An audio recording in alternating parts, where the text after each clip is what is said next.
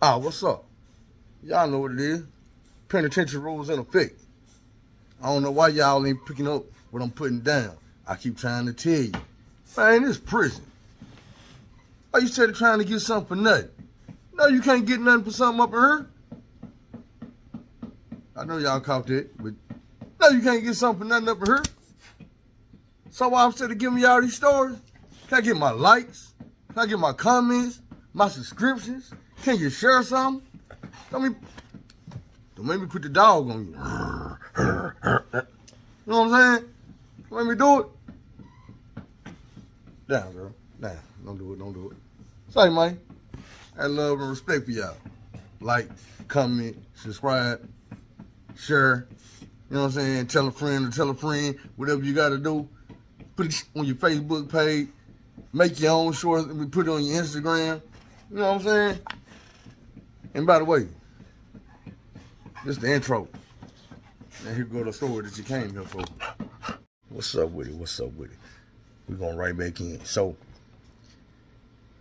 it's time to go back to the Max. But, going back to the Max reminded me of something I forgot to tell y'all about.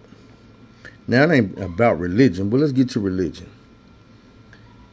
I learned early in prison that religion got a lot to do with everything. And I ain't even talking about really religion. I'm talking about Christianity. Or should I say church? We ain't going to say Christianity. We're going to say church and Jumar prayer. So, on Sundays, people go to church. Now, things be jumping on Sundays. So, people either going to church for church, or they going down there to meet up with somebody that they can't see in irregular time periods. They going down there to make some type of deal. They going down there to do what they did to Lil Buddy, you know what I'm saying, when they handed him that hot sauce bottle. There's a lot of different things go down when you trying to go to church. It ain't got nothing to do with Jesus. So, it's almost the same thing with Jumar prayer, except for the Muslims ain't letting all that BS go down in their prayer service. You know what I'm saying? They call it worship. It ain't happening. Now, it's going to be some things that's going to happen. This prison. You know, I keep telling y'all that. This prison. So, there's going to be some things that happen. You can't stop everything. Besides, and they in prison too, so this is going to be some things they going to do. Now, but what I'm saying is, Jumar prayer is basically a church call for Muslims. And you're going to have a lot of Muslims in the church, or should I say in the temple, for their Jumar prayer. Make a salat. And call to worship and talking and sharing, you know what I'm saying, the news or whatever. But you also going to have a lot of people in here that ain't Muslims. They not. Now, this is the thing about it. You're going to do what you do. But when it's time to call to worship and pray, that's all you're going to do. If you ain't praying, you shut up. You ain't saying nothing. You ain't moving. You ain't doing nothing. You being respectful. It's a respect thing. We're going to get to that too. But the whole thing is, Jumar prayer happens in the daytime on Friday. Which means if you in the field or you at work, the prison has to let you off duty so you can go get your worship on. They got to. So you will go, and I'm telling you, I've seen white boys and everything in Jumar prayer with the kufi on. They got their prayer rug. They in here making salat. You know what I'm saying? They speaking in Arabic. You can't tell them nothing. But for some people, that be a front. They looking for that brotherhood to protect them. Because they don't want to join the AB. Or they don't want to join the Crips or the Bloods. And the thing is, even with that, let me give y'all a breakdown real quick. In Arkansas, we are a gang-banging state. So, it's very rare that somebody's coming to prison and they're not already gang affiliated. You see what I'm saying? Now, we don't do our gang banging and everything the same way they do on the West Coast or the same way they do on the East Coast. But it's hard to grow up in the state of Arkansas, at least where I'm from, in the Little Rock, North Little Rock, Jacksonville, Hot Springs, Fort Smith, Pine Bluff, West Arkansas. It's hard to grow up in this state without being affiliated to some type of gang. Bloods, Crips, GD, BD. Now back in the day, I knew some IGDs, I knew some BGDs. I mean, we used to call them shorty folks and all that. But it's always been gangs. Always. And now, like even back in the day, we had the in Southwest Little Rock. I remember they had the Southwest Kings, the white boys used to walk around with the LA King jackets and stuff. And if they caught you down bad, they'll get you too. And I'm telling you, them boys, they no less than 30 deep. I remember. We're going to get into that later on. But anyway, we're going to get back to this. Give me a second. Yeah, so people will join the Muslim community because they want to be a part of something that's going to protect them.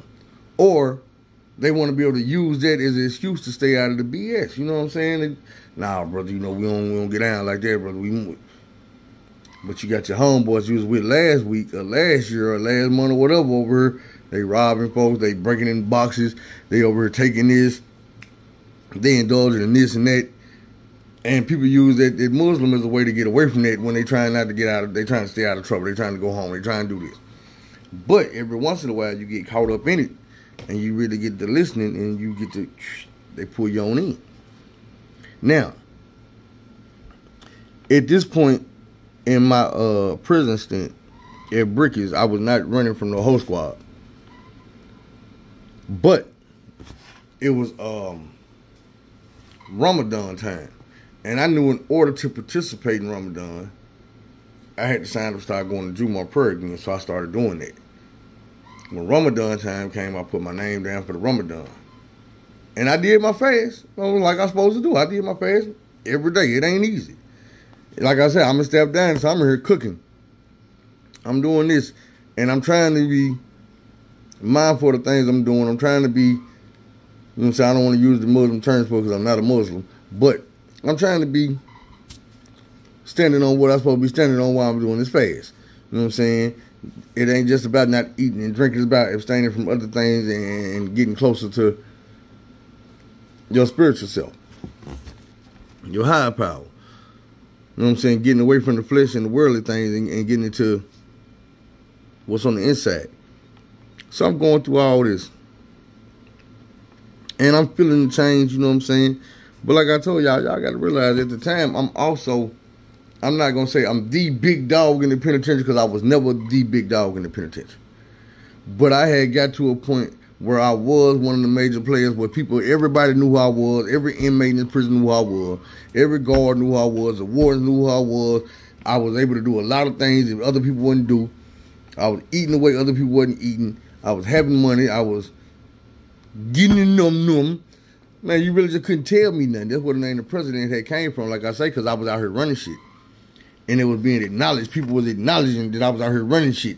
And it really was like people that seen me in the max, because you got to realize, didn't nobody know me from this penitentiary until I came over here to the max. I wasn't in population when I got here. So when I come out, the only people that's knowing me is the guards from back there in the max. And I was in the max like 2 years. So they know me, you know what I'm saying? The guards knew me. The inmates knew me. But then when I hit the scene like, bow. I'm moving and grooving. I'm doing things. You see me here, you see me there, and I'm making shit happen. So I done calmed down a little bit while I'm, you know what I'm saying, doing my fasting, my Ramadan. And at the end, you know, we have our feast. You know what I'm saying? All doing before we even start Ramadan, we take a list of the things that we gonna want to eat at our feast. And when it come down to it, boom. I'm talking about big boy plates. Everything free bread, everything, your trays piled up this high. You was not gonna eat all this. I'm talking about, and it's big styrofoam takeout plates. So we hooking these plates up. Now me being who I am, in the kitchen, I can go all over this penitentiary, so I'm pretty much in charge of running these trays back here to the max when we do this feast. You know what I'm saying? And this every night. You know what I'm saying? Every night at the end of the night when it's time to eat, we loading up. Now, this ain't the free world food stuff every night, but every night we loading them up with food. We got to run it back here. So, as I started running back there, I picked out a crew. I got like 10 dudes. Everybody had to be Muslim. Or, you know what I'm saying, a part of that faction. Participating in Ramadan and all that, you had to be part of that. Or you wasn't going to be in here handling this food, touching this food, touching these carts, touching these trays. We had a whole different kitchen crew that they had me supervising to make this food for the inmates in the max. The inmates that was doing Ramadan in population was getting the same thing, but they was coming to the chow hall after hours. You know, they're called Jumar Prayer. They're called Ramadan meal. So breakfast, lunch, dinner, Ramadan meal. And what they do for the Ramadan meal is they just gonna take the best parts of everything we had today, make that fresh, bam, you get that. And you're gonna get plenty of it. So we do that. They eat. I'll fix me a plate. You know, my plate gonna be hella big. And then I'm fixing the plates, got everybody fixing the plates for the people in the max. What's up, y'all? Come on in. So after I get the plates ready for the people in the max, I load them up on the same kind of cart like I used to tell you. I used to push around to the boiler room and to the infirmary and all this and that. I get my 10 guys. We head to the max like Goon Squad. We come through, but we got on all white instead of what the police got on. Come through with them trays. Boy, when I tell you, we popped that first door and I came through. Feel good, baby, what's happening? Oh, shit, look who it is. Mr. President. Man, what you doing back here? I'm like, well, shit, what's up, baby? Man, nah, man, you know, we have to get the Ramadan jumping around, I got to feed these people. So I come in, I get, you know, every beers I go to, I got a list. I'm like, man, look, on the first floor, give me 5 of them. Hit 1 cell, 7 cell, 8 cell, 12 cell, 11 cell, and 14 over there in the corner. Boom. Niggas start passing them trays out. So, boom. Let me get 4 on the second floor. Go to 15, 17, 22, 24. Third tier, 4th tier. All right, y'all, come on. All right, y'all, man. Y'all stay up, man. Yo, I'm doing my thing out here, bro. Making it happen, man. I'm trying to see you something back here. I got you. Look, so boom, hit max 2. Now the way it go is, it's 6 maxes back here. Like, boom, this big old, it's a whole world when you walk in this door. Max 1. Then shoot over this way, go across the hallway. Boom, it's a whole world when you go in there max 2. Then you come back over here across from max 1 is max 3. Go over here across from max 2 is max 4. Now, max 1 and 3, got the glass in between like I was telling you how you can see what's going on and watch. You how the police be watching with binoculars when they trying to shake you down. Same thing with 2 and 4. So then you're going to go back here, and I'm saying it's 6, but it's really 8. You're going to go back here, and you got 5 and 7, 6 and 8. When you get to max 8, that's the max that ain't got the cell bars, it got the doors. You know what I'm saying? I tell you, be behind the door with the scratched up glass and you going crazy, they just leave your ass back there in the dungeon. You back there, you can't hear nobody, you can't yell and holler at nobody and talk to nobody about nothing. You just in this room, you can't hear nobody, can't nobody hear you. If you lucky, you got somebody beside you and they ain't crazy. You can talk to them on the vent. That about it. You ain't looking out the window. They not letting the flap down for you to look out the flap. Ain't nothing for you to look out the back window. You just in here by yourself. And then, if you in there behind that door, they coming to get your mat every morning. Yeah, bring it back and give it back about 6 o'clock, 8 o'clock at night. Maybe. Sometimes they be late with it. You might not get your mat to about 11, 11:30, 11:45, 12. You know what I'm saying? If you've been beating and kicking on the door, you might not even get your mat. Well, you behind the door. They do anything till you got a story about like the hit. Not right now. So look, I'm going all the way through and I get over here. Boom. I get to almost the end. Pop door to max up. Bump. Oh shit. My nigga, what's up, President? Mr. President, feel good. Feel good, what's up, baby? Man, hey, bro, I need you to send me something, man. Man, I'm doing bad back here, man. Send me something, baby. Man, I know you got it. I heard about you. So I'm like, hey, man, he one said, give me something, man. Let me pass these out. Hey, bro. Hey, bro. Come down here to cell 11.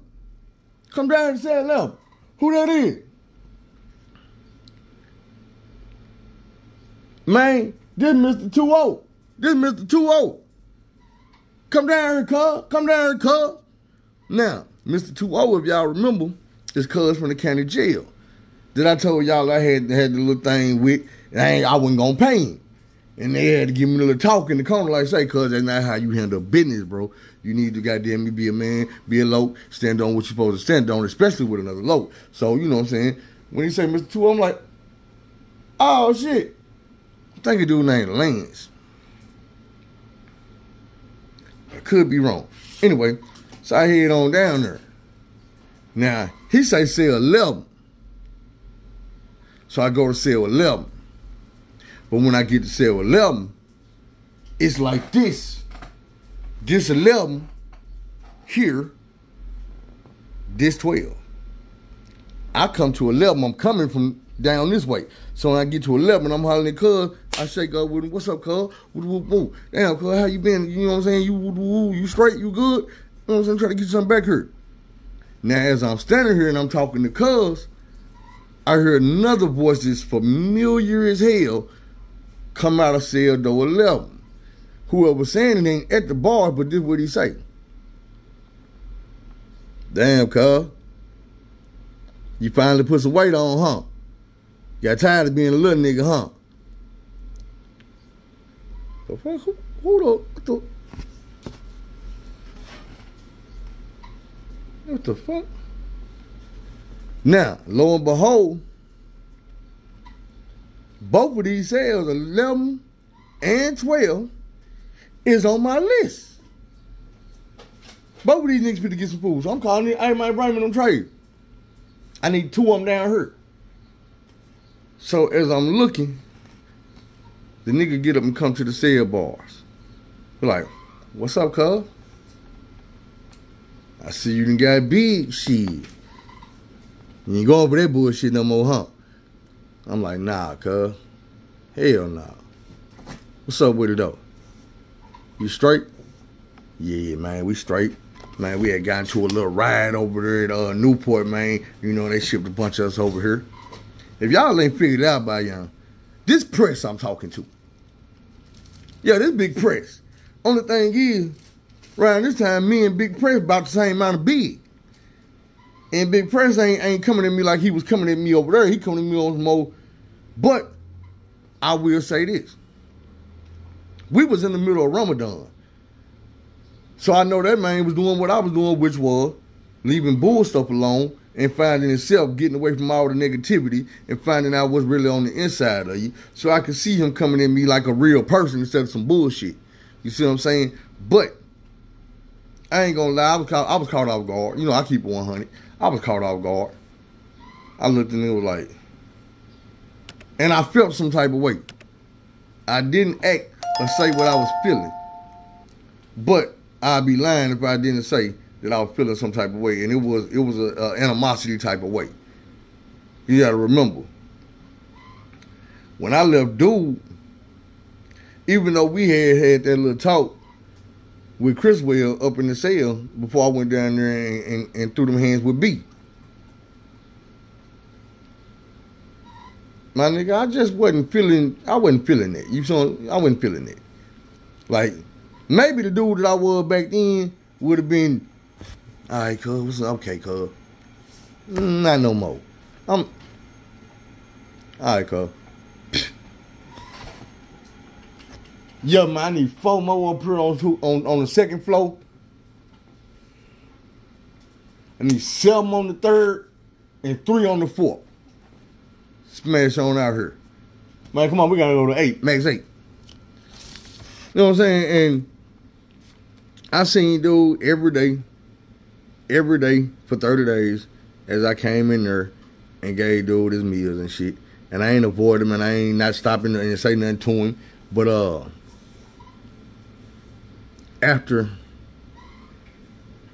Ramadan feast, when I brought them their Ramadan feast, that was the last time I seen Press. That was the last time I seen Mr. Tour. That was the last time that was the last time I seen a lot of them folks. But as y'all know, I ended up right back in the Mex. That's why I'm telling y'all the story, because I was going right back to the Mex. Only thing is, when I went back to the Mex, I ain't see none of them.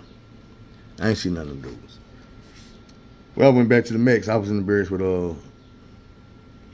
I know they had Squirrel on the side of them in the corner.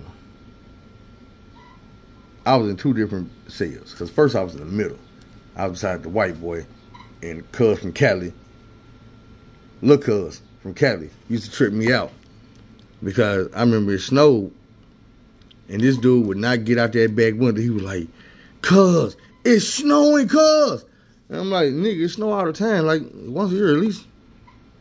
Nigga, I ain't never seen no snow. I'm from California. I ain't think this shit was real. You didn't think snow was real. Trip that party, I seen cuz since I've been home. But at the time when I first came home, I was still on some ex-con penitentiary street, like OG Crip, East Coast, 6'9", you know what I'm saying, 480 block, representing the Jackstown and the Mactown and the North Side and Meadow Park and all that good stuff. You know what I'm saying? I was still on that. So dude was trying to be a family man, so I really wasn't messing with it. Now I understand, bro. Do your thing. Be a family man. Ain't nothing else out here for you. I promise it ain't. You done tried it already. If you ain't tried it already, please don't try it. Ain't no reason to try it. I promise you. I promise you. I might need to interview my dude, man. And I'm not going to say his name because I'm going to call him a nerd. Fuck it. The nigga a nerd. And I'm pretty sure he's proud to be a nerd.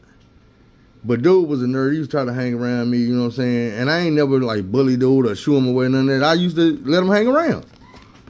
This was at school, not in the hood. You know what I'm saying? He one of them dudes I used to let claim Crip. But he wasn't banging Crip. He wasn't leaving school and putting no work in or hanging with us, or I wasn't none of that. And he wasn't the only one. I used to have a lot of nerds doing that shit. But you had to choose up and you had to represent something. We need our numbers up at school.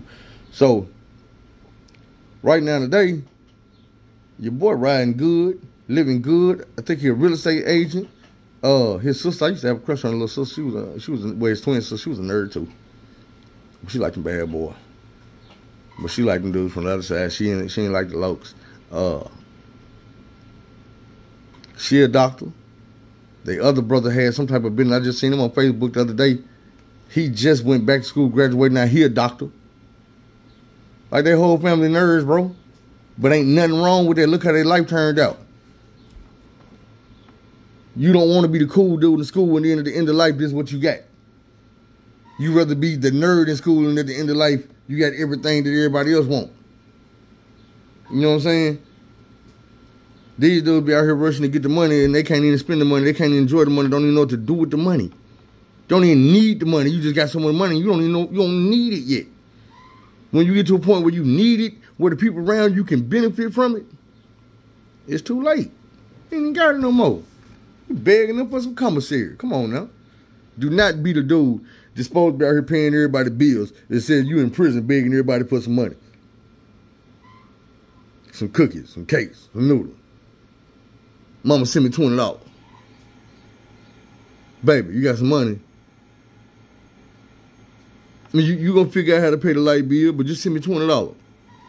Come on, man. Don't be that dude, bro. Stay home and handle your business, man.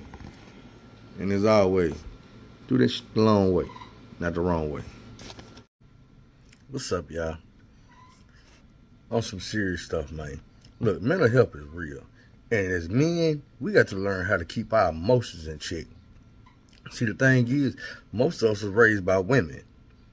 And that created a dangerous situation because when you grow up, a lot of us have female emotional tendencies. And that don't make you gay, it make you dangerous. Because when you mix the female emotional tendencies with the male masculinity and the ego, you start doing things out of your feelings. And as men, we shouldn't do things out of our feelings. Because as men, we'll take somebody's life over how we feel. But the thing is, the next day, we might feel different. That person ain't going to get their life back. So, like I say, man, practice dealing with your emotions, man, and keeping them in check. Do things the long way, not the wrong way. We out.